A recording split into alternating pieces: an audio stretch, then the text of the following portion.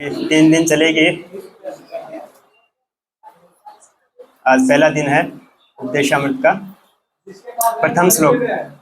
जिसके पास बुक्स नहीं है वो जरूर से ले लें, क्योंकि बुक्स लेना बहुत जरूरी है।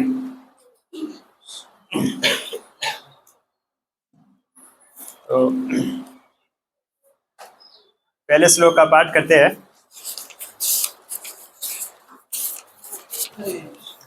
वाचो वेगम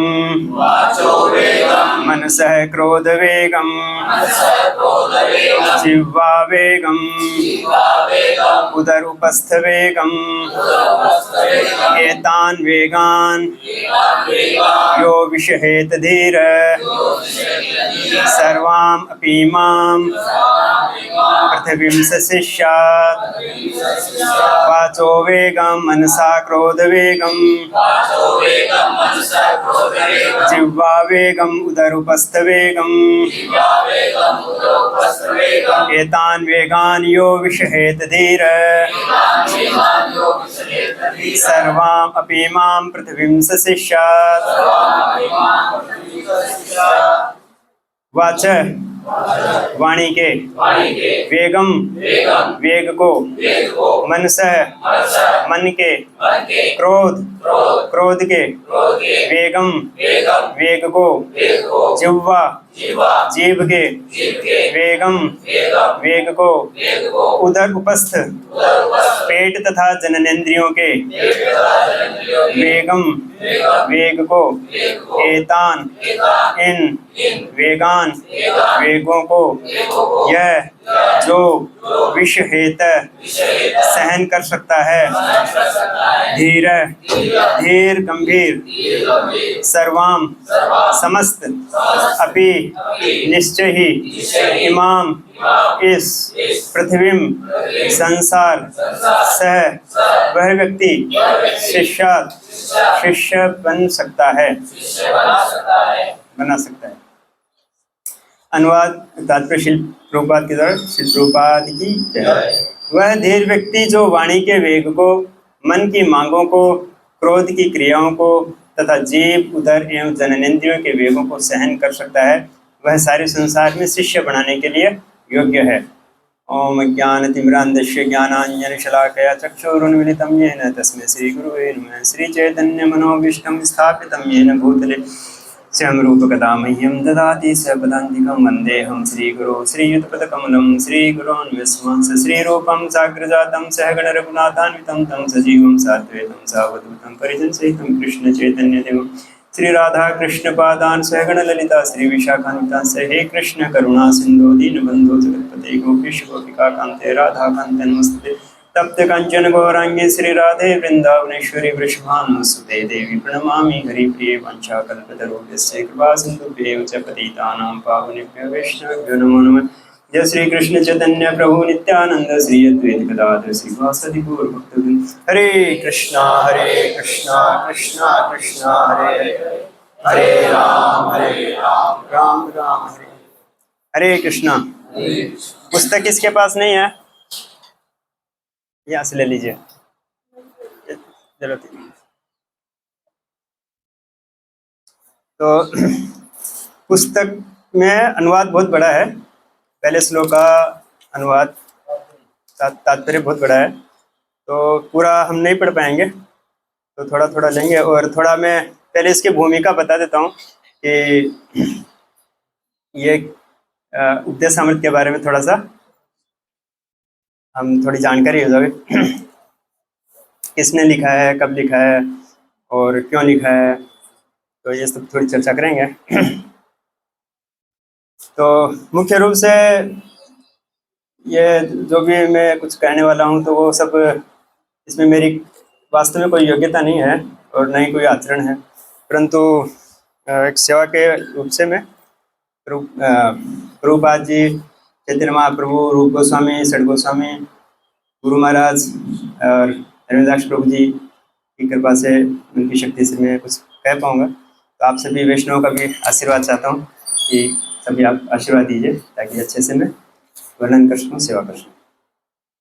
तो ये सवे सच्ची प्रभु का लेक्चर सुना था मैंने, उस पर ये तैयार किया है ज़्यादा, मुख्य रूप से उनकी ही वाणी है। तो वो बताते हैं कि गीता में एक श्लोक आता है कि माम ही पार्थ विपाश्रित्य ये भी शुभ पाप योन्य स्त्रियो वेश्योस तथा शूद्रस्तेपि यान्ति पराम गतिम्, कि किम पुनर्ब्राह्मणा पुण्या भक्ता राजस्तेस्ता अनित्यम असुखम लोकम इमं प्राप्य भजस माम, कि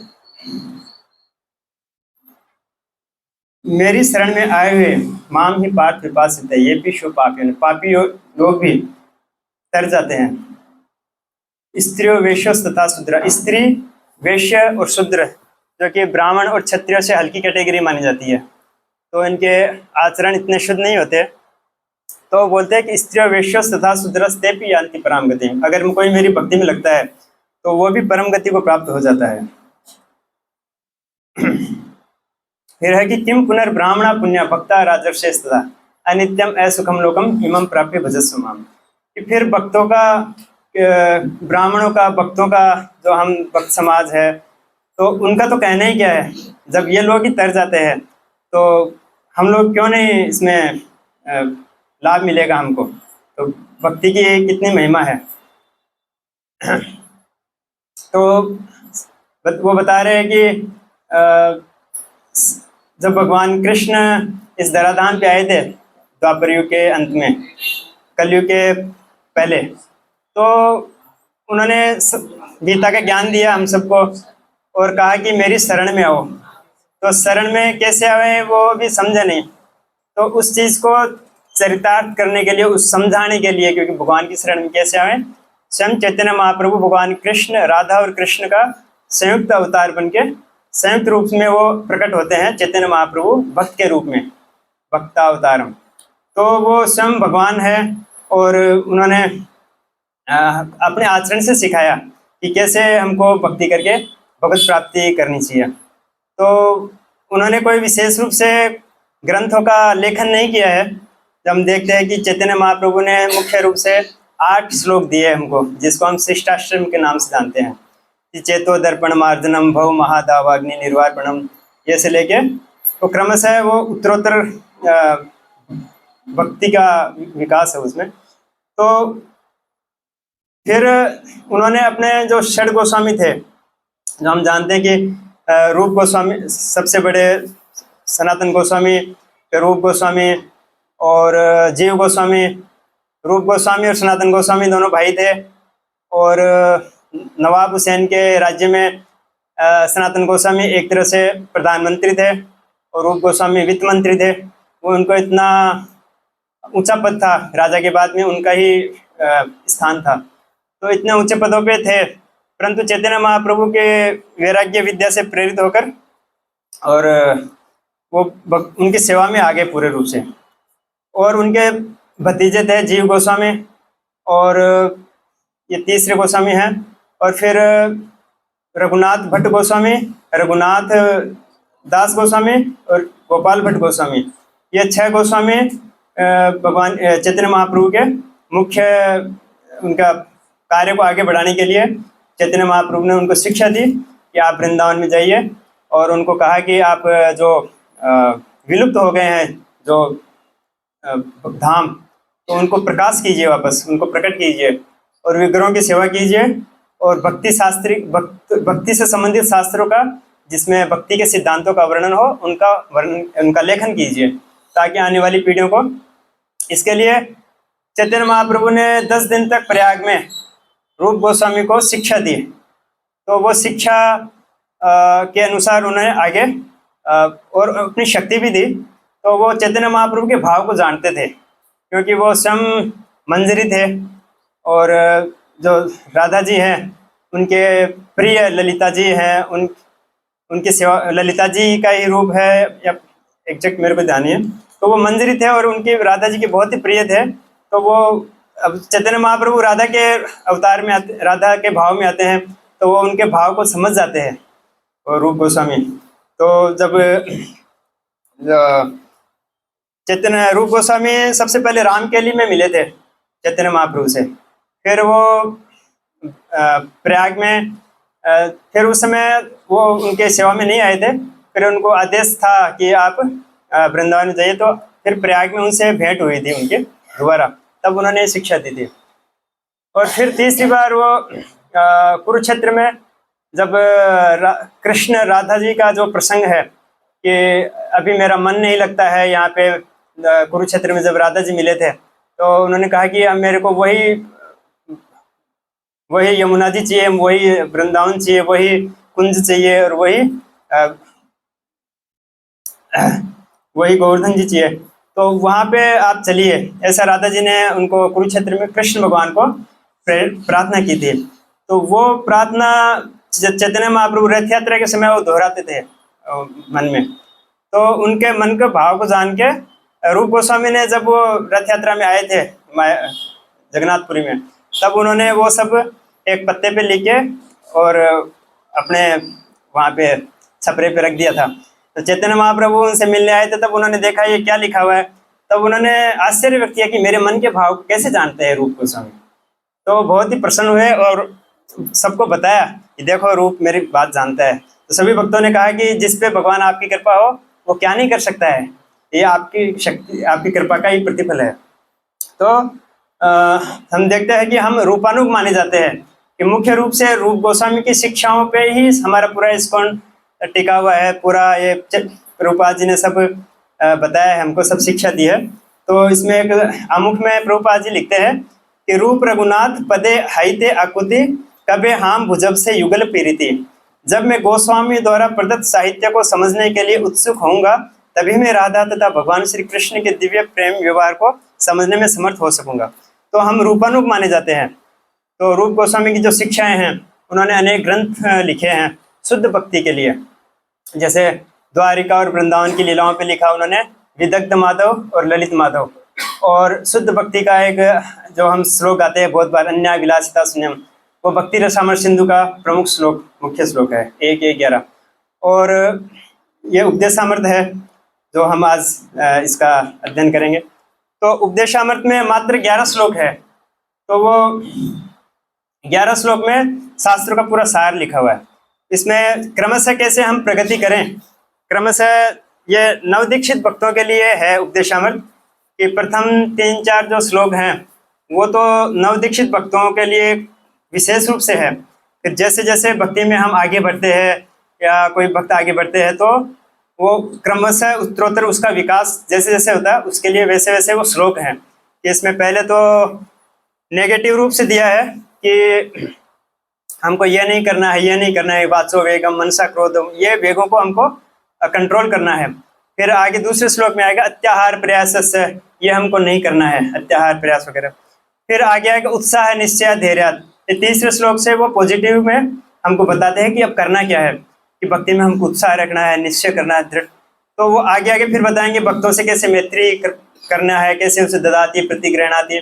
फिर वो आगे बताते हैं कि हमको धाम भक्तों से कैसे व्यवहार करना है, भक्तों में आपस में कैसे प्रेम होना चाहिए, हम भक्तों को, दीक्षित भक्तों को कैसे आदर देना चाहिए, भक्तों के अंदर परमात्मा का निवास है उनको ऐसी दृष्टि से देखना चाहिए और भक्तों से को साधारण नहीं मानना चाहिए। फिर वो बताते हैं कि भक्तों का बाहरी स्वरूप देख के हमको उस पर मन में कोई धारणा नहीं लानी चाहिए कि ये तो ऐसा है, ये तो चलो ठिगना है, ये तो चलो काला है, ये तो ऐसा है। हर व्यक्ति के शरीर, हम उसको आत्मा को देखना चाहिए कि उसने भक्ति में कितने उसके साधना है।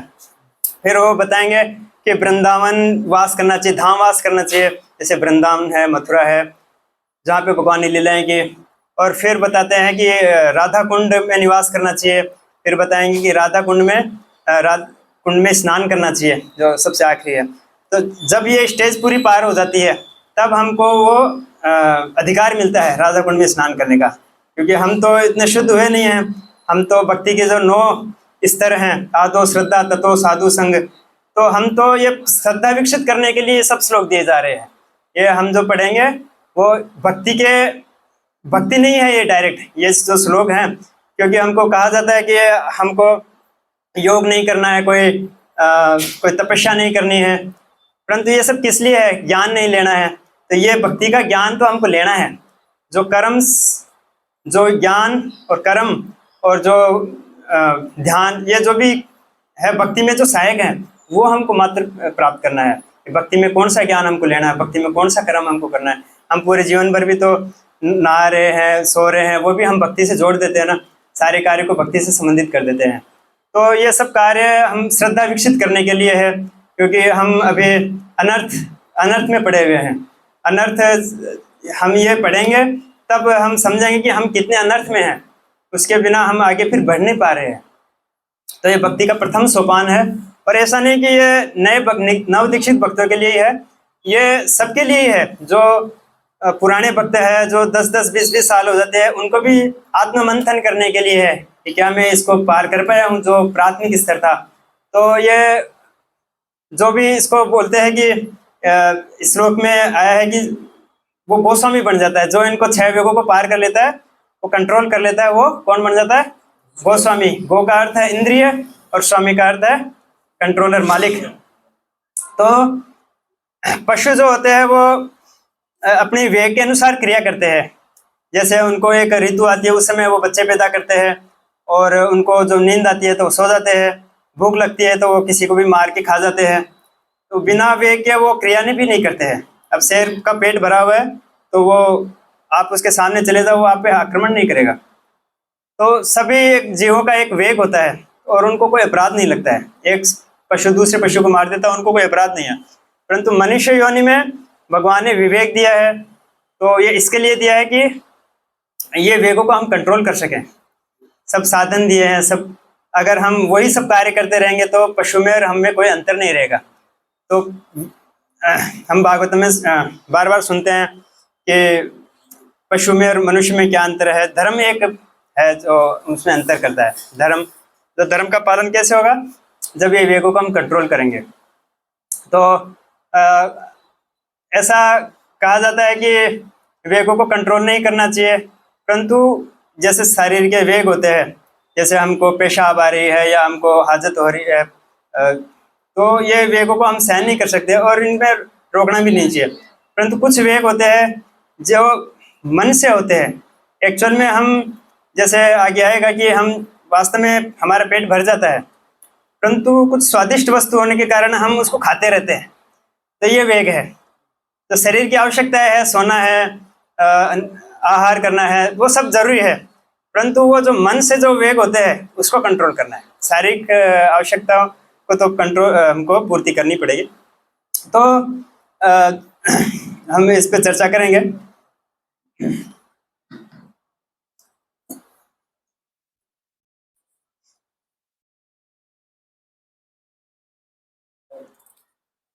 अभी हरि भक्ति विलास में जब ये श्लोक हम पढ़ते हैं बार बार, सनातन गोस्वामी ने बताया कि अनुकूल्यस्य संकल्प प्रतिकूल्यस्य वर्जनम रक्षिसति विश्वासो गोत्रप्य वर्णम तथा आत्म निक्षेप कार्पण्य षड्विद्या शरणागति। शरणागति के 6 लक्षण है। ये कौन से तात्पर्य में है, किसी को ध्यान हो तो? सर्वधर्मान परित्यज्य। बहुत अच्छा। तो ये 18.65 में जो सर्वधर्मान परित्यज्य है कि सब धर्मों को त्याग कर मेरी शरण में आ जाओ, तो उसमें प्रभुपाद जी तात्पर्य बता रहे हैं या हरि भक्ति विलास में कि ऐसा एक श्लोक है कि जो अनुकूल वस्तु उसको ग्रहण करना है। कौन से धर्म को स्वीकार करना है, कौन से धर्म को त्यागना है? जो भक्ति में अनुकूल है उसको स्वीकार करना है, प्रतिकूल को त्यागना है।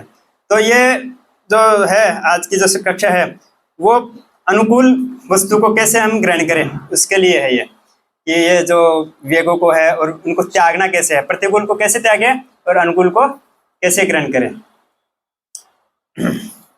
तो प्रभुपाद जी क्या कहते हैं आमुख में?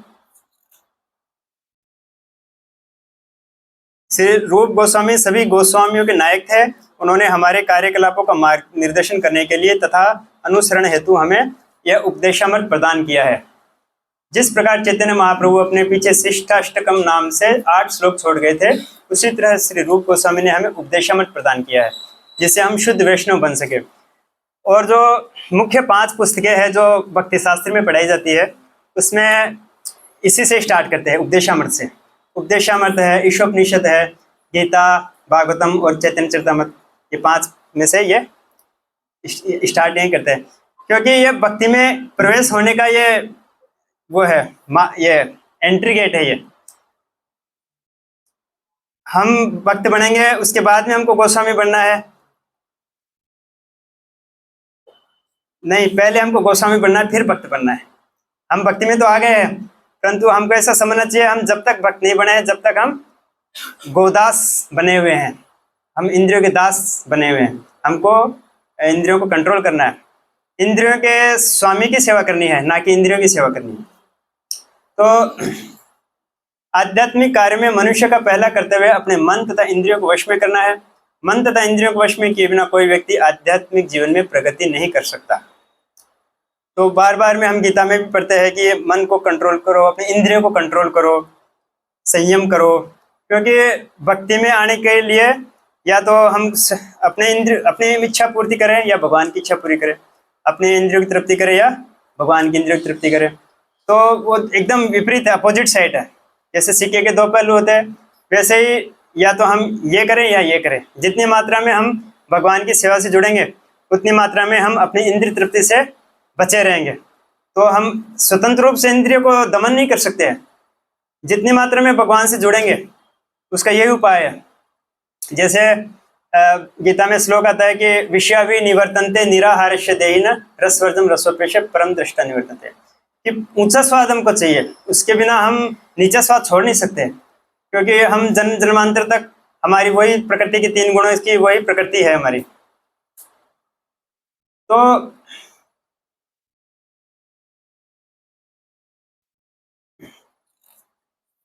अभी हम आज के श्लोक पे कुछ चर्चा करेंगे। भक्ति सिद्धांत सरस्वती ठाकुर ने इनको 3 कैटेगरी में, जो 6 बातें हैं उनको 3 कैटेगरी में उनको विभाजित किया है। उनकी जो अनुवर्तिका ऐसा कोई ग्रंथ है उनका, उसमें वो बता रहे हैं अनुवृत्ति व्याख्यान में। तो उन्होंने अपनी टीका में बताया कि जो हमारे जो कार्य हैं, हमारे कार्य 3 तरह से होते हैं, मन से, वचन से और कर्म से। तो जो मन से जो कार्य होते हैं उसमें कौन कौन से वेग आते हैं? ये 6 जो वेग हैं, वाचो वेगम, मनसा, क्रोध वेगम। तो मन का वेग और क्रोध भी मन से संबंधित है, मन में आता है क्रोध। तो मन के जो कार्य है, तो मन का वेग और क्रोध का वेग, तो वो इससे परिलक्षित होते हैं मन से। और वाणी का जो वेग है, जो बोलने का वेग है, वाचो वेगम, वो हमारी जिह्वा से, जो वाणी जो है, जो दूसरा जो इंस्ट्रूमेंट है हमारे कर्मों का, मन के बाद में वाणी, तो वो वाणी से हम कंट्रोल कर सकते हैं वाचो वेगम को। और जो तीसरा जो इंस्ट्रूमेंट है हमारे कर्मों का, शरीर, शरीर से बाकी 3 हमको कंट्रोल करना है, जो कि एक ही सीधी रेखा में है। हमारे शरीर में जो 3 इंद्रियां हैं, 3 इंद्रियां हैं, कौन कौन सी है? जो मैं बताता हूँ, जो जिह्वा है, तो जिह्वा तो वाणी में आ गई। वापस जिह्वा क्यों बोल रहा हूँ? क्योंकि जिह्वा के 2 वेग हैं, 2 वेग का कंट्रोल करती है जिह्वा, एक तो बोलने का और एक स्वाद लेने का। तो बोलना एक कर्मेंद्रिय हो गई, स्वाद लेना ज्ञानेंद्रिय हो गई। तो जो स्वाद लेते हैं वो जिह्वा, फिर उदर हमारा पेट, और फिर हमारी जननेंद्रिय। तो ये एक सीधी रेखा में है। तो अगर हम जिह्वा को कंट्रोल कर लेंगे तो बाकी 2 भी कंट्रोल हो जाएगी। तो जिह्वा एक इंद्रिय है और कार्य 2 करती है ना। तो हमको आगे इसमें आएगा वर्णन।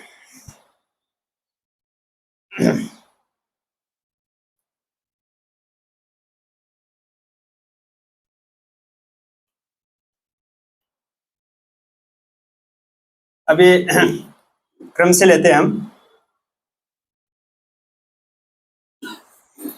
श्रीमद् भागवतम 6:1-9-10 में परीक्षित महाराज ने श्री सुखदेव गोस्वामी से अनेक बुद्धिमत्तापूर्ण प्रश्न किए। इनमें से एक प्रश्न था, यदि लोग अपनी इंद्रियों को वश में नहीं कर सकते तो वे प्रायश्चित क्यों करते हैं? उदाहरणार्थ, एक चोर भली भांति जानता है कि वह चोरी करने पर पकड़ा जा सकता है, यही नहीं वह किसी अन्य चोर को पुलिस द्वारा वास्तव में बंदी बनाया हुआ देख भी सकता है, फिर भी वह चोरी करता रहता है। सुनकर तथा देखकर अनुभव प्राप्त किया जाता है। जो कम बुद्धिमान होता है वह देखकर अनुभव प्राप्त करता है, और जो अधिक बुद्धिमान है वह सुनकर अनुभव प्राप्त करता है। जब बुद्धिमान व्यक्ति कानून की किताब तथा शास्त्रों से सुनता है कि चोरी करना अच्छा नहीं है और चोर पकड़े जाने पर दंडित होता है, तो वह चोरी से दूर रहता है। कम बुद्धिमान व्यक्ति हो सकता है कि पहले पकड़ा जाए और दंडित हो ले, तब जाकर वह सीख पाएगा कि चोरी नहीं करनी चाहिए। किंतु धूर्त और मूर्ख व्यक्ति सुनकर तथा देखकर और अनुभव प्राप्त करने पर भी, दंडित होने पर भी चोरी करता रहता है। ऐसा व्यक्ति यदि प्रायश्चित करता है तो वह सरकार द्वारा दंडित भी होता है और कारागार से निकलते ही वापस वो चोरी करता है। यदि कारागार से दंड देने का प्रायश्चित माना जाए तो प्रायश्चित से क्या लाभ? अतः परीक्षित महाराज ने पूछा। जब परीक्षित महाराज को वो बता रहे थे सुखदेव गोस्वामी कि जो पाप कर्म उसके लिए प्रायश्चित करना चाहिए, तो परीक्षित महाराज तो बड़े बुद्धिमान थे। उन्होंने कहा कि नहीं नहीं, ये तो वापस पाप करेगा जब तक उसकी पाप की प्रवृत्ति नष्ट नहीं होगी, तब तक वापस वो तो हाथी स्नान की जैसे है। हाथी स्नान करता है फिर बाहर आके वापस धूल डाल देता है, तो वो जैसा ही मौका मिलता है वैसे ही हम पाप करने लग जाते हैं। हमारी पाप की प्रवृत्ति है, वो प्रवृत्ति को खत्म करना है। तो सुखदेव गोस्वामी बहुत प्रसन्न हुए कि अच्छी बात है, तुमने जिज्ञासा है। तो उन्होंने फिर बताया आगे कि हरि भक्ति के बारे में। तो प्रभुपाद जी क्या बता रहे हैं कि कोई समझदार व्यक्ति होता है तो जान देख लेता है किसी को शास्त्र में पढ़ के या किसी से सुन के कि ये गलत कार्य है, नहीं करना चाहिए, इसका गलत अपराध है। चलो जैसे हम एक छोटा सा उदाहरण लेते हैं कि हमको पता है कि ओवर ईटिंग नहीं करनी चाहिए, मतलब ज़्यादा अत्याहार नहीं करना चाहिए, परंतु हम फिर भी कर ही देते हैं, बार बार गलती कर ही देते हैं। तो वैसे ही हम जानते हैं, गलती करके फिर हम सीख जाते हैं, चलो कल गलती की थी आज मैं ध्यान रखूँगा, फिर वापस कर देते हैं। तो ऐसे ही वो चोर चोरी करता है, वापस दंड पाता है, फिर कारागार से निकल के वापस चोरी करता है। तो ऐसे हम बार बार गलती करते रहते हैं। और जब हमारा जो वेग है वो जब तक प्रकट नहीं होता, जब तक वो एक अवसर नहीं मिलता है उसको, वो अवसर जैसे उसको धीर व्यक्ति को किसको कहा है? ये सब वेगों को कंट्रोल करने वाला, उसको धीर कहते हैं। तो धीर व्यक्ति वही है, जैसे हम देखते हैं अर्जुन जब स्वर्ग में गए थे तो इंद्र ने अप्सरा को भेजा था, तो अप्सरा ने कहा मुझे आपके जैसा पुत्र चाहिए। तो उन्होंने कहा कि आप मेरी माता के समान हो, मेरे पूर्वज आपका संग किए हैं, तो आप मैं आपका पुत्र बन जाता हूँ, आपको पुत्र ही चाहिए। तो उन्होंने इतना धीर व्यक्ति थे, वो सुधीर बोलते, बहुत ज़्यादा धीर थे। और जब विराट नगर में गए थे वो अज्ञातवास में, और उनकी पुत्री विराट राजा की पुत्री उत्तरा को जब नृत्य विद्या सिखा रहे थे, तब राजा ने जब मालूम पड़ा ये अर्जुन है, तो उन्होंने कहा कि आप मेरी पुत्री से विवाह कर लीजिए। उन्होंने कहा मैं अपनी पुत्री के रूप में इसको सिखाया है, उस नज़र से देखता हूँ, तो मेरा पुत्र है अभिमन्यु, उसके साथ आप करा सकते हैं। तो कितना उनका एक कंट्रोल था अपनी इंद्रियों पे। तो तब जाके वो एक ये भक्ति में इतना भगवान का संग कर पा रहे हैं वो। तो हमको ऐसा हम देखते हैं कि अनेक व्यक्ति हम सब मिलते हैं भक्तों से या समझते हैं, अनेक व्यवहारों में मालूम नहीं पड़ता है कि जब अवसर नहीं आता, क्योंकि भक्ति में तो सब भक्ति के कार्यकलाप होते हैं, हमको किसी के अंदर क्या है वो मालूम नहीं पड़ता है। तो किसी में कितना क्रोध है तो उसके पर्सनल जीवन में हमको झांक के मालूम करना पड़ेगा वास्तव में इसके अंदर क्या क्रोध है। तो वो धीरे धीरे वो निकलेगा, क्योंकि जब तक अवसर नहीं आएगा तब तक प्रकट कैसे होगा। जब बोलते हैं प्रभुपाद जी की एक बच्चा है, उसमें भी काम है, परंतु जब इसकी इंद्रियां युवा हो जाएगा, इंद्रियां व्यस्त हो जाएंगी, तब वो प्रकट होगी। तो हर व्यक्ति के अंदर वो सुप्त अवस्था में रहता है, और जब वो उसको अवसर मिलता है तब वो उसको कंट्रोल करता है, तब धीर माना जाएगा। अन्यथा वो एक सतही बातें हैं। तो सव्यसाची प्रभु बता रहे हैं कि सारे संसार में 99% सभी व्यक्ति तो आहार निद्रा में लगे हुए हैं। कोई भगवान कौन है, भगवान की सेवा कैसे करनी चाहिए, शुद्ध भक्ति का तो प्रश्न ही बहुत दूर हो गया। कि जब हम कितने भाग्यशाली है कि हमको ये सब चीज़ें मिली हैं, भक्ति में हम आए हैं। कि नहीं तो हम भी इससे पहले यही कर रहे थे, अच्छे से अच्छा खाना, अच्छे से अच्छा तृप्ति करना, वही सब उसमें हमारा विचार दिमाग रहता था। तो भक्ति में आने के बाद भी अगर हम वही करते रहेंगे अनेक सालों के बाद, तो हम फिर वही प्राथमिक अवस्था में ही हैं। तो अगर हम भक्ति में प्रगति करना चाहते हैं तो हमको अपने आप को तपस्या, यह एक तरह से तपस्या है, ये अपने आप को कंट्रोल करना, अनुशासन करना, क्योंकि अनुशासन के बिना हम कुछ भी नहीं कर सकते हैं, ना तो भौतिक जीवन में ना आध्यात्मिक जीवन में। तो आध्यात्मिक जीवन में भी अनुशासन मांगते हैं। तो ये सब अनुशासन है, क्या करना है क्या नहीं करना है। तो प्रथम है वाचो वेगम। तो वाचो वेगम का अर्थ है कि बोलने की इच्छा रहती है, हर व्यक्ति को कुछ ना कुछ बोलने का एक इच्छा रहती है।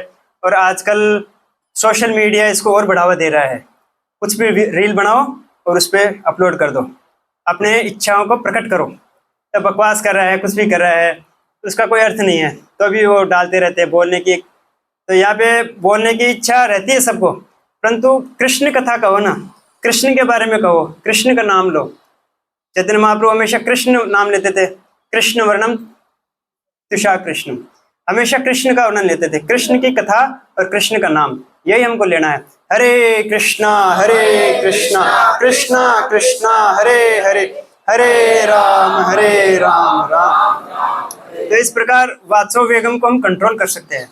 कृष्ण के, ऐसा नहीं कि हम मौन व्रत धारण करना है, कृष्ण के बारे में बोलना भी मौन के बराबरी है।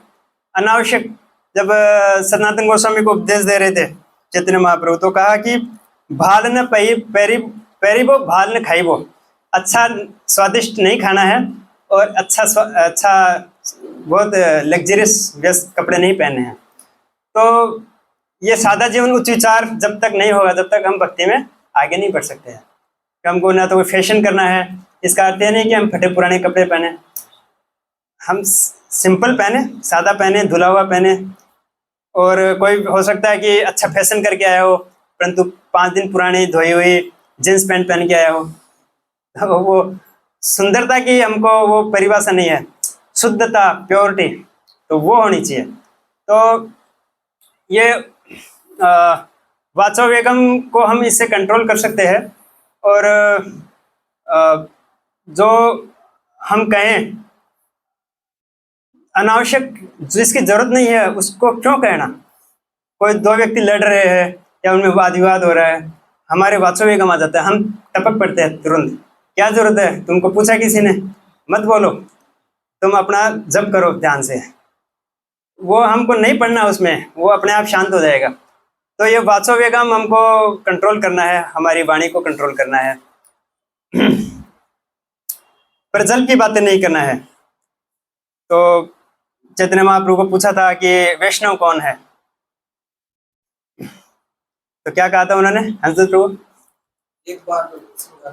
हाँ, एक बार जो कृष्ण का नाम लेगा वो वैष्णव है। फिर दूसरे साल उनको पूछा कि वैष्णव कौन है, तो क्या कहा था, नहीं, वो तीसरी बार था, दोबारा कहा कि स्त्री संगी एक असाधु कृष्ण भक्त आहार,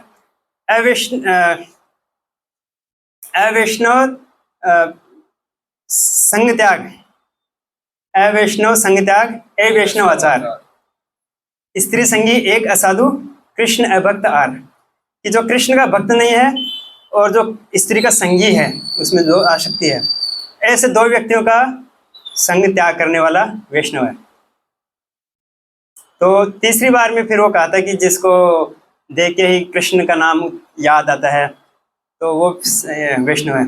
तो स्त्री संगी का और जो कृष्ण का नाम नहीं लेता है उनका त्याग करने का कहा है उन्होंने। तो फिर दूसरा वेग आता है मन का वेग। तो इस पे तो एक्चुअल में क्या है, ये पहला जो श्लोक है इस पे 2-2, 3-3 दिन तक ही बोला जाता है, जो प्राय सेमिनार होते हैं उसमें, परंतु हम शॉर्ट में इसको कर रहे हैं। परंतु ऐसा मत समझिए कि 10-15 मिनट भी ज़्यादा नहीं लगेगी, तो वो रोज़ क्लास से 10-15 मिनट तो ज़्यादा लगने वाली है, क्योंकि एक ही सेशन में हमको पूरा करना है। बाकी 2-3 दिन तक ये सेशन चलते हैं। जो पहला जो श्लोक है इतना महत्वपूर्ण। तो मन है, जो मन हम देखते हैं कि भगवान मन को मांग रहे हैं हमारे, कि मन मना भव मत भक्तो या मय्ये मन आदस्तो मयि बुद्धि निवेश है, कि मन ही हमारा मित्र है, मन ही हमारा शत्रु है। तो मन के बारे में पूरा गीता में बहुत सैकड़ों श्लोक है कि मन में भगवान कृष्ण का चिंतन होना चाहिए। तो उस मन को हम कहाँ लगा रहे हैं, इंद्रिय चिंतन में लगा रहे हैं। मन एव मनुष्याणाम कारणम बंध मोक्ष। अगर हम वही मन में इंद्रियों का चिंतन कर रहे हैं, ध्यायते विषयान पुंसान संगास्ते सुख जायते, मन में वो इंद्रियों चिंतन का ध्यान कर रहे हैं, तो एक दिन वो क्रिया में भी आएगा। इसलिए हमको बहुत सावधान रहना चाहिए। यहाँ तक कि बोल रहे सविता जी प्रभु बता रहे हैं कि जो जब करते टाइम भी हमको मन का वेग आता है कि जिसका कोई अर्थ नहीं है, कोई उसका कोई वैल्यू नहीं है, उस बात की फालतू की बात है, उस बात पे हम विचार हमारा चला जाता है कि उसको देखा तो उसने ऐसा किया था, या कल मैंने ऐसा किया था, कल मैंने ये खाया था, या कल मैंने ऐसे बात की थी, तो उसका कोई अर्थ नहीं है, उसका कोई लाभ नहीं है सोचने का। तो वो भी हम अनावश्यक सोचते रहते हैं जब के समय पे, या कोई हो सकता है 10-10, 20-20, 30-30 साल हो जाते हैं तो भी वो इससे ग्रसित हो। प्रभुपाद जी कहते ध्यानपूर्वक उच्चारण करना है और ध्यानपूर्वक सुनना है कि मैं क्या बोल रहा हूँ, तो इसी से हमारा मन कंट्रोल होगा। तो हम मन पे बहुत ध्यान देना है हमको, क्योंकि मन हमको गिरा भी सकता है और उठा भी सकता है। तो इसमें प्रभुपाद जी क्या कहते हैं मन के बारे में।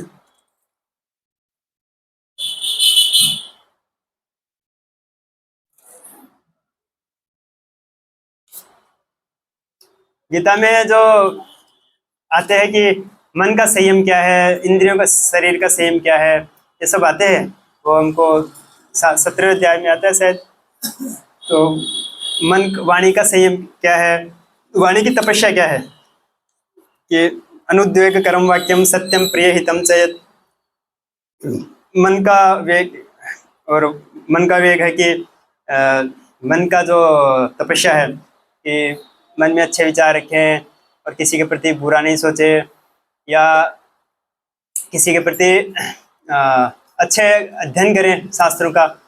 और शरीर की तपस्या है कि ब्रह्मचर्य का पालन करें, सबसे बड़ी तपस्या है, और अनेक तपस्या बताइए उसमें। तो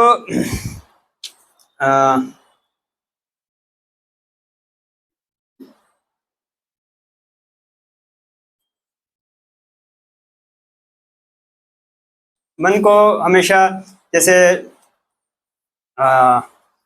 अम्बरीश महाराज ने किया था, सभी इंद्रियों को भगवान की सेवा में नियोजित कर दिया था, सवे मन कृष्ण पदार विंदयो। तो हमेशा भगवान के चरणों में मन को लगाया उन्होंने। तो मन जब भी हमारा विचलित होता है तो हमको भगवान के किसी रूप पे ध्यान करना चाहिए, भगवान के विग्रहों को देखना चाहिए, और तुलसी जी के पास हम बैठ सकते हैं। तो मन को कंट्रोल करने के साधन हैं। और फिर आते हैं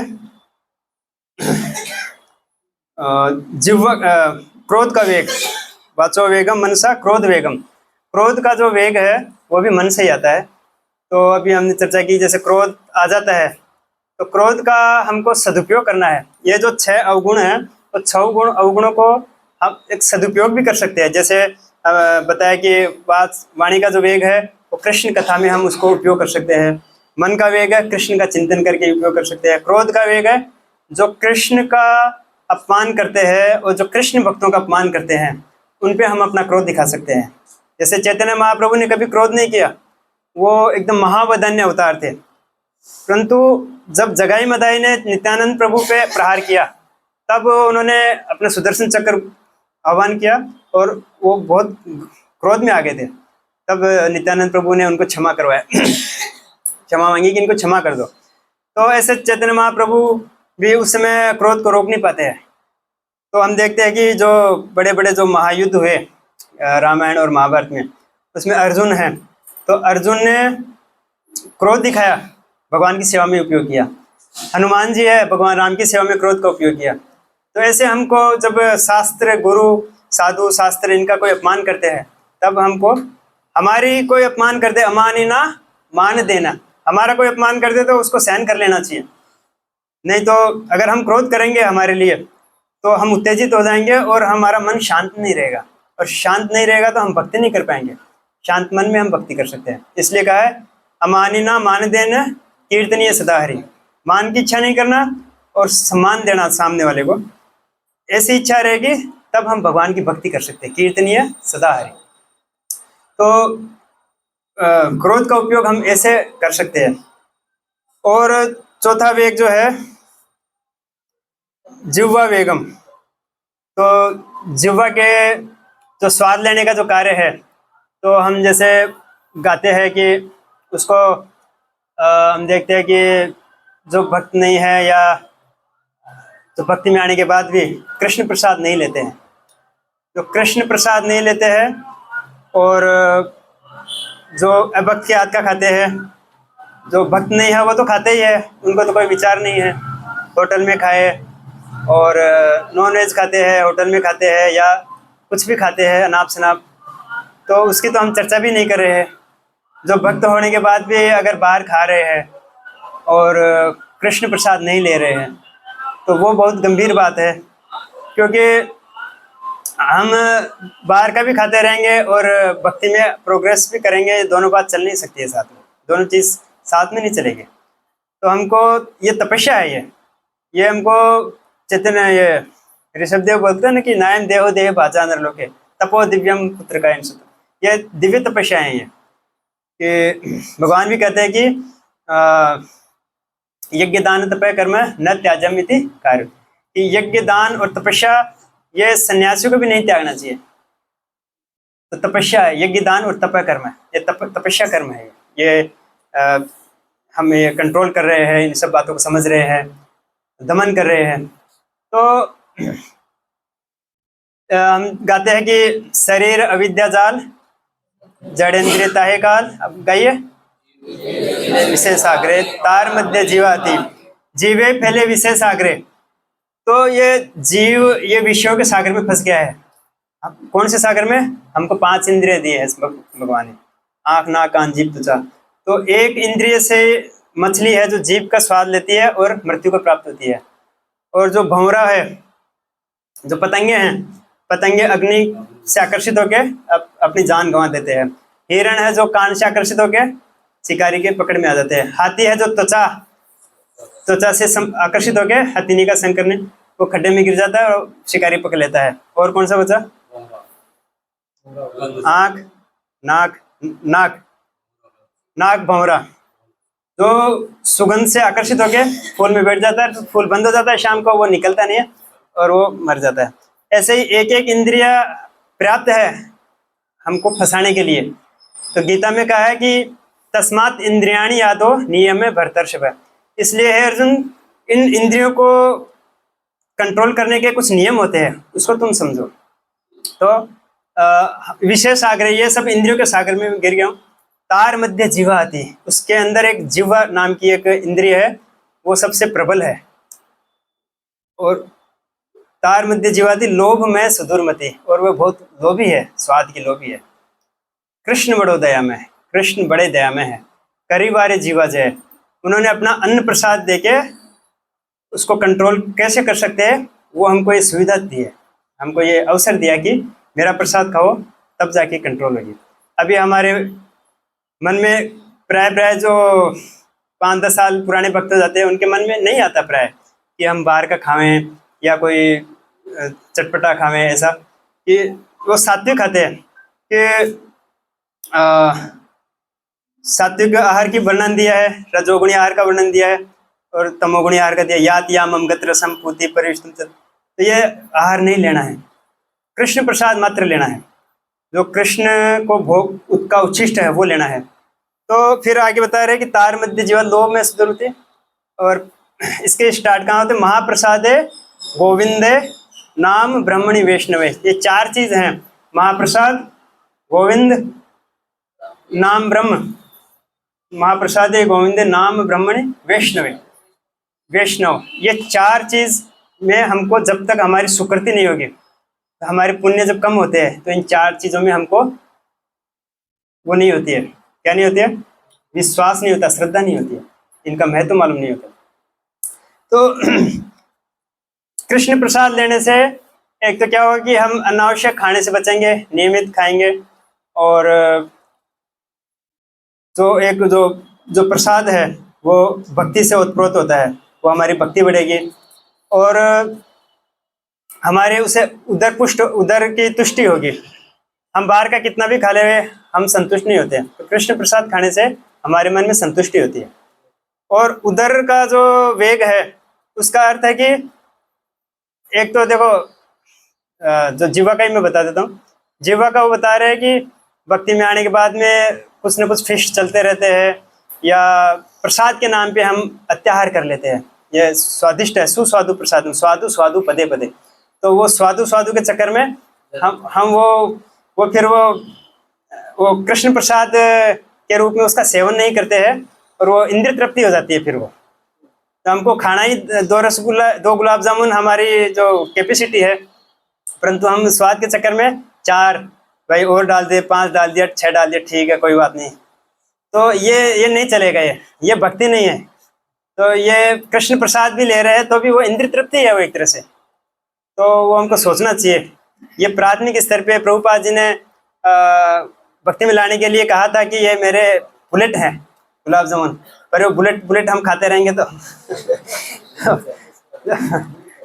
बुलेट हो जाएंगे। तो उस पे प्रसाद के नाम पे हमको इंद्रिय तृप्ति नहीं करनी है। और दूसरा है कि उसको उदर जो है वो मात्रा पे आता है। प्रसाद वही है, परंतु जो अधिक मात्रा में हम खा रहे हैं तो वो उदर का वेग हो गया। हम चलो ठीक है 4 रोटी खाने से हमारा पेट भर जाता है, 1 डकार आ गई तो हमको उठ जाना चाहिए, परंतु उसको उसकी अनसुनी कर देते हैं और वो सामने वाला दे रहा है, जबरदस्ती डाल रहा है कि ठीक है कोई बात नहीं डाल दीजिए, और फिर हम खाते रहते जब तक। प्रभुपाद जी ने तो कहा है खाते रहो, एक दिन तुम शुद्ध हो जाओगे। तो वो नहीं करना है। अभी हमको जब तक हम कृष्ण प्रसाद में नहीं लेते हैं, शुरुआत में हम आते हैं, तब यह है कि भाई खाते रहो। अब हम कृष्ण प्रसाद ही मान लो ले रहे हैं, तो हमको वही नियम नहीं अपनाना है। हमको उस पर कंट्रोल करना है कि 4 रोटी खा रहे हैं तो 3.5 खा के उठ जाओ, चलो 4 खा के उठ जाओ, पर हम तो 4.5 खा रहे हैं, 5 खा रहे हैं, तो वो वैसा नहीं होना चाहिए।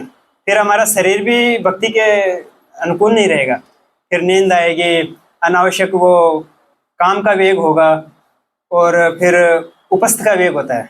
हमने बताया कि ये तीनों एक ही लाइन पे है। जिह्वा कंट्रोल करती है, जिह्वा को कंट्रोल नहीं करेंगे तो उधर उपस्थ का वेग होगा। तो मनुष्य क्या है कि जो अपनी सारी जो जीवनी शक्ति है, हर कार्य में तो एक शक्ति चाहिए ना। हमारी जो भक्ति कार्य के लिए भी हम कुछ करना चाहते हैं, हम देखो कुछ देश के लिए करना चाहता है, कोई समाज के लिए करना चाहता है, अपने आप से ऊपर उठ के, कोई समाज के लिए, देश के लिए, कोई संगठन के लिए, तो वो सब कार्य में एक शक्ति लगती है, एक ऊर्जा लगती है। भक्ति में भी ऐसा ही एक शक्ति की जरूरत होती है, जो आध्यात्मिक शक्ति है, जिसकी हम बलराम जी से कामना करते हैं। तो वो शक्ति का क्षय हो जाता है, हमारी जो जीवनी शक्ति है, तो वो हमारी इंद्र खाना और वासना, ऐसा कहते हैं कि ये 2 चीज में हमारी सारी इंद्रिय शक्ति, ये हमारा वो सारी शक्ति खत्म हो जाती है। तो इसको कंट्रोल किए बिना जब षड गोस्वामी थे वो क्या करते थे, तक्ता तूर्णमशेष मंडलपति श्रेणीन सदा तुच्छवत भूतवा दीन गणेश को कोपिन कंठास्तो। वो कोपिन पहन के हर पेड़ के नीचे सोते थे और सारा राजपाट त्याग दिया, क्यों? वो मूर्ख थे, बहुत बुद्धिमान थे। वो सब क्यों किया? क्योंकि वो एक भक्ति का रस उनको प्राप्त हुआ था। तो जो और वो क्या करते थे, 2-3 घंटा मात्र सोते थे वो, और एक समय कुछ प्रसाद लेते थे, जैसे कुछ छाछ और कुछ सब्जी हो गई, ऐसा बस जितना शरीर टिकाने के लिए आवश्यक है। वो बार बार, और वो भी भिक्षा मांग के जो मिल जाता था, कभी नहीं मिलता था। तो उन चरण चिन्हों पे हम ऐसा अनुकरण नहीं कर सकते। हम तो 2 दिन में हम तो खत्म हो जाएंगे। तो हमको थोड़ा सा, हमको जो हम जिस स्तर पे है, थोड़ा सा हमको एक स्टेप आगे लेना है, धीरे धीरे। तो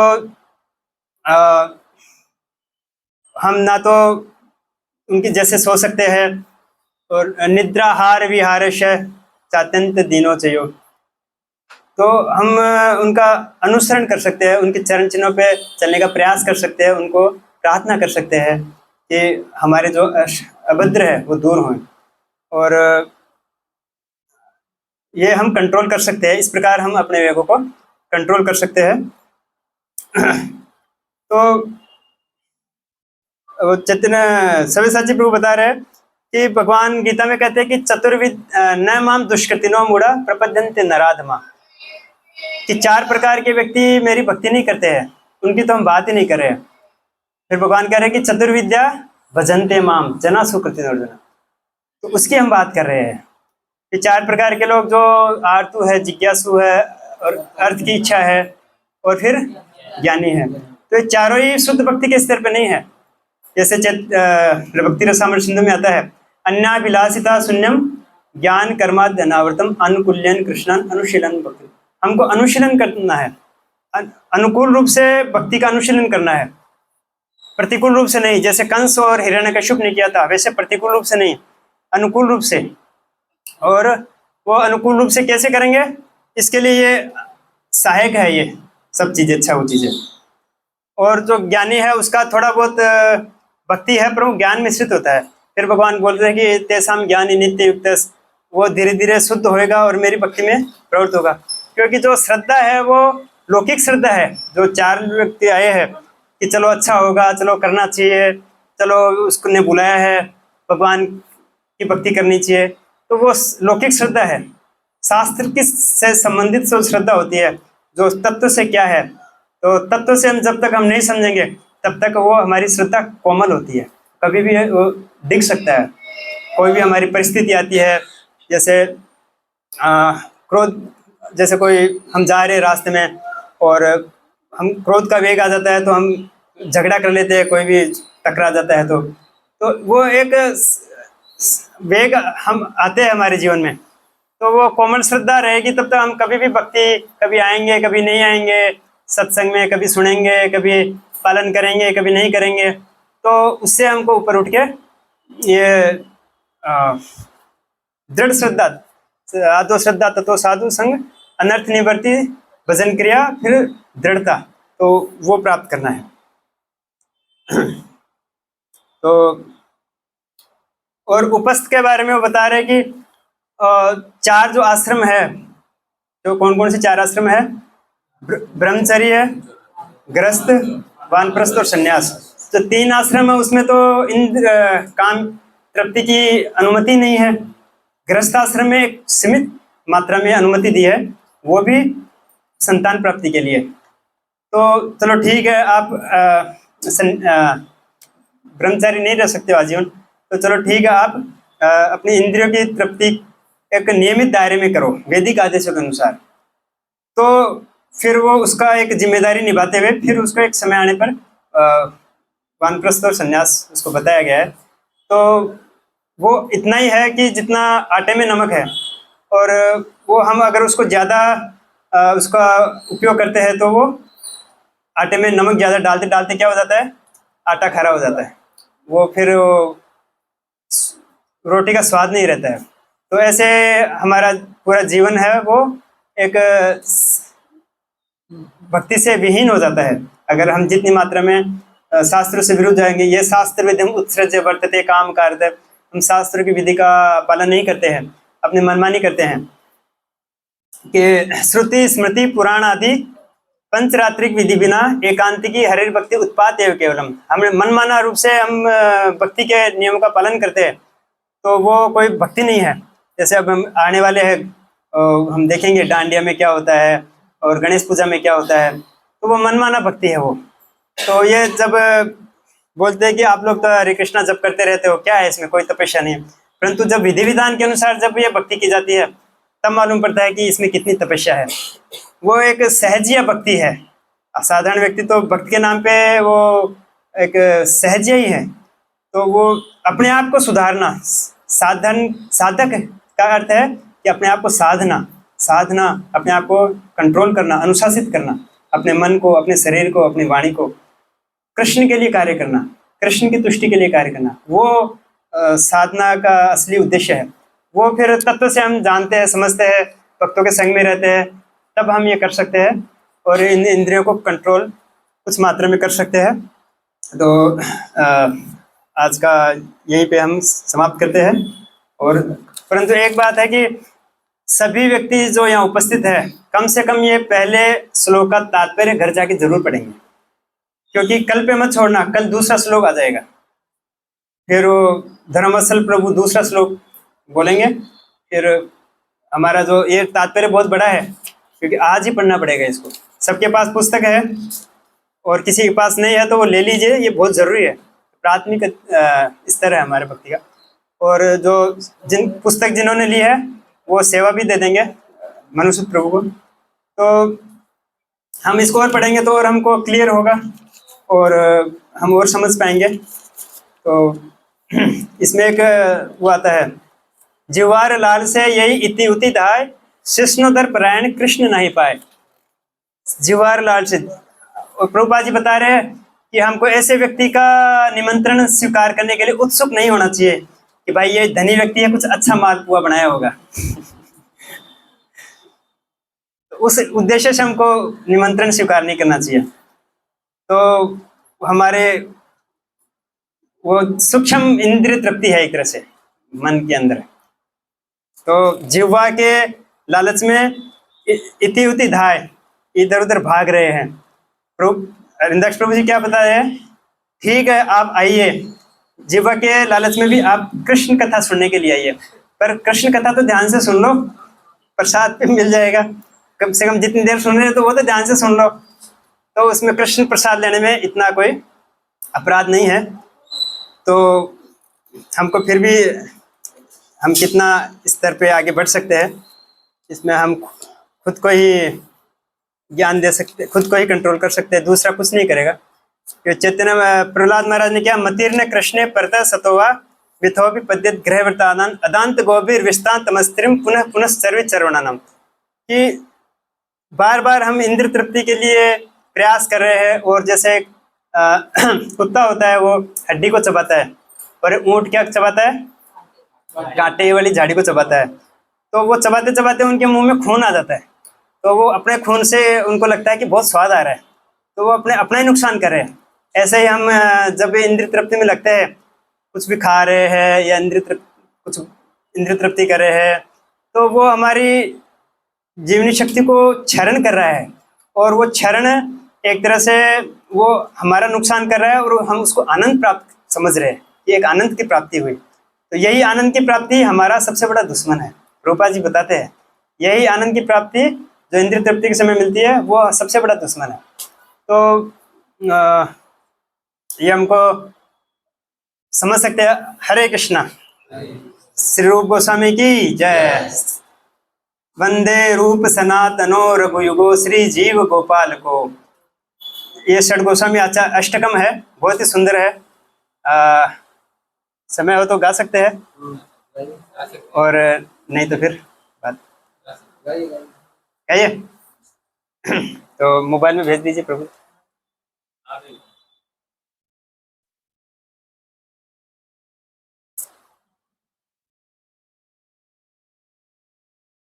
मोबाइल एप्स में भी आता है और ग्रुप में भेज रहे हैं, भेज दीजिए। हाँ? मैं तो नेट बंद है, अभी चालू किया।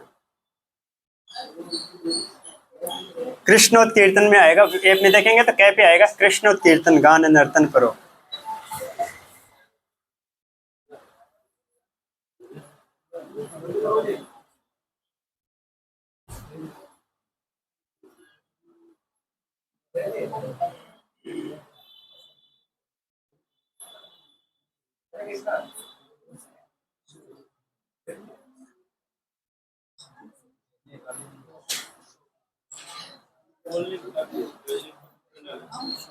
इसमें भेज दिया।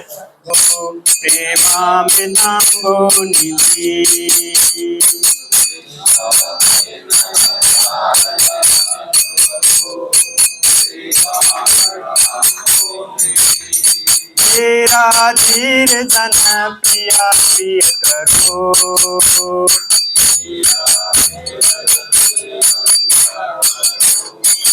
मत्सरो पूजितो श्री चैतन्य कृपा भरो भूरि भूः धारा बहन्तारे को।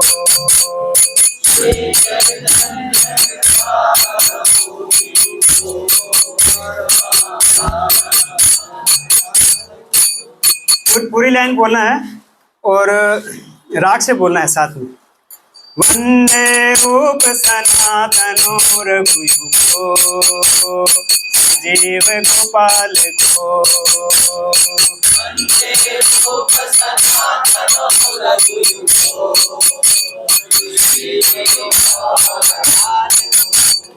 नाना शास्त्र विचारणे कनिपुनो धर्म संस्थापको।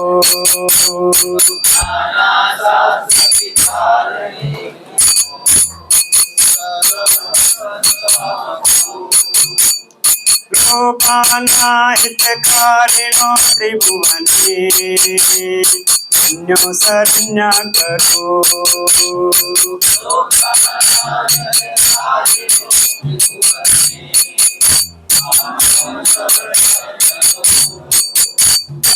राधा कृष्ण पदारविंद भजना दे नमतालिको।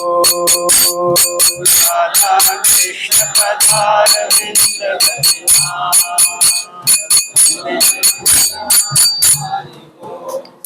वंदे रूप सनातनो रघुयुगो जीव गोपाल को।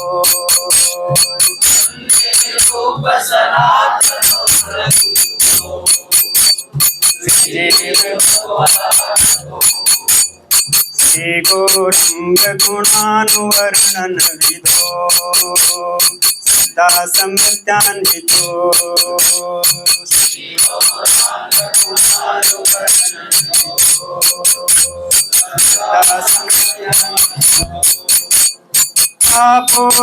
तापोतापनिकुंतनो तनुभितां गोविंद का नाम लेते।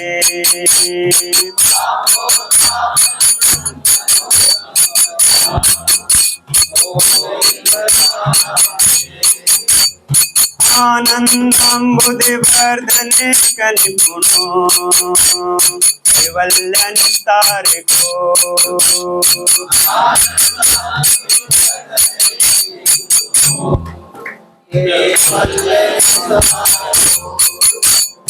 वंदे रूप सनातनो रघुयुगो जीव गोपाल को।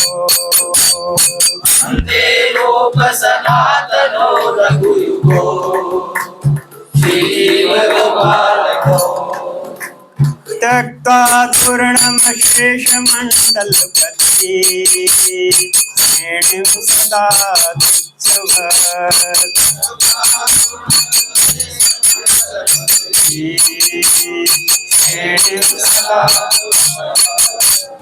बुद्धादीन गणेश को करुणया गोपीन कंठाश्रितो।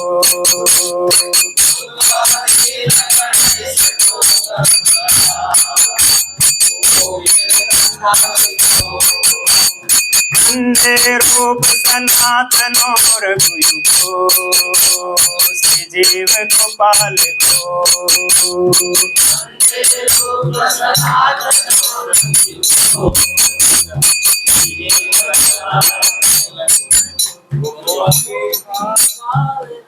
गोपी भाव रसामृता दिलहरी लोल मनोरमो।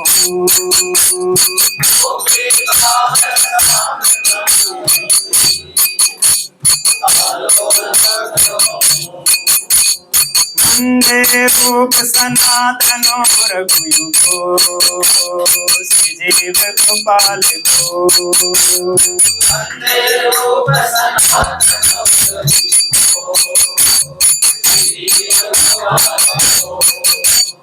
भूतत कोकिल हंस सारस गणा हिरणे मयूराकुले।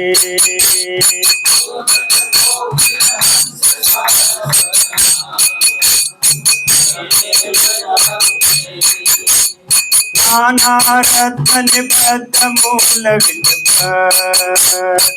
युक्त वृंदावने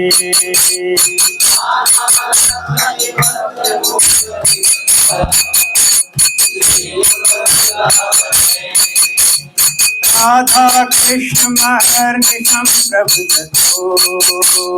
विवाद तो मुदा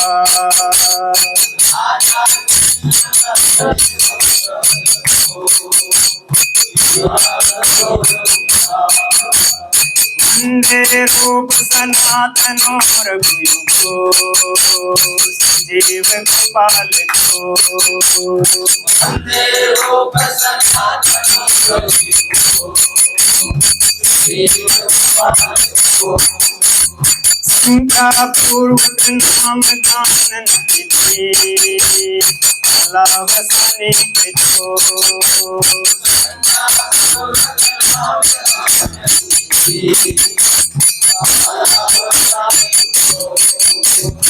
निद्राहार विहार का विचितो दंड दिनोदयो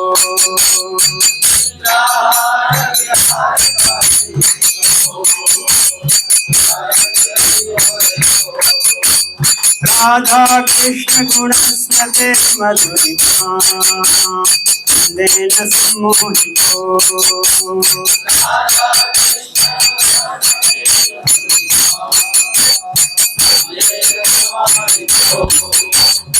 वंदे रूप सनातनो रघुयुगो देव गोपाल को वंदे रूप सनातनो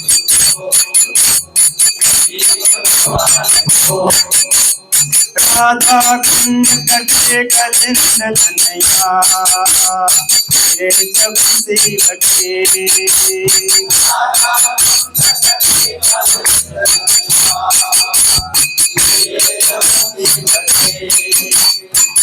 मुन्नाथ वशात से सदया तो हम तो सदा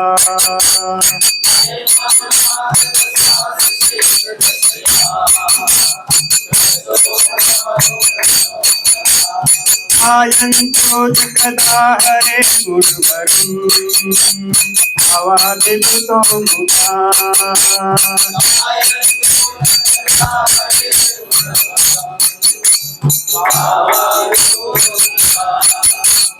वंदे रूप सनातनो रघुयुगो जीव गोपाल को वंदे रूप सनातनो रघुयुगो जीव गोपाल को राधे विज देवी के चलते नंद सुनो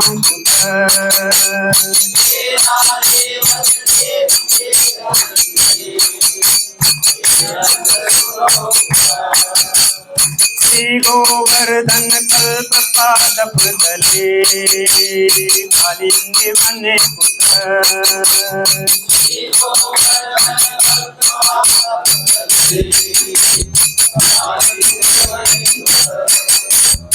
घोषंता विच सर्वतो व्रत पूजे देर महावीर बलो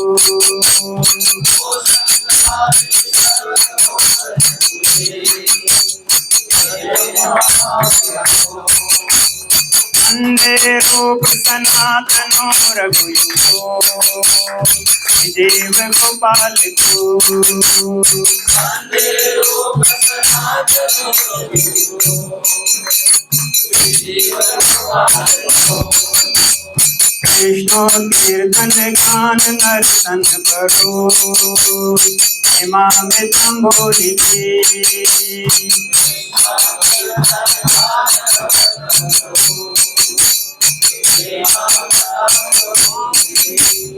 वंदे रूप सनातनो रघुयुगो जीव गोपाल को वंदे रूप सनातनो रघुयुगो जीव गोपाल को वंदे रूप सनातनो रघुको देव गोपाल को।